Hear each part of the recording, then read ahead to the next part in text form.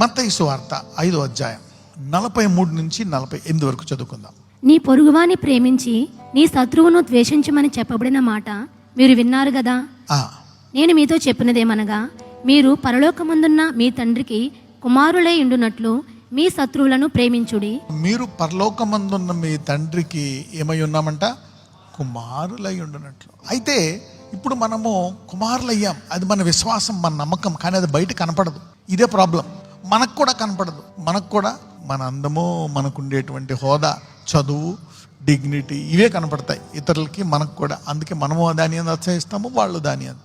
అయితే ఈ లోకంలో ఉండే 3 విషయాలు దేవుడు చెప్పాడు: నేత్రాశ, లోకాశ, జీవపడంబం.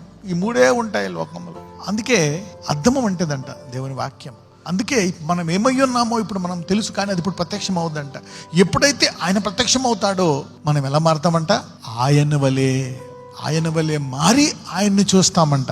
సో అందుకే మనం విశ్వాసంతో నమ్మాల. అందరూ చెప్పండి, నేను దేవుని కుమారుడు, నీ కుమార్తెను. అందుకనే మనము కూడా ఫ్యూచర్లో అలా అవుతామని ఊహించుకుంటూ బతకాల. దాన్ని ఏమంటారు? విశ్వాసం అనండి, నిరీక్షణ అనండి.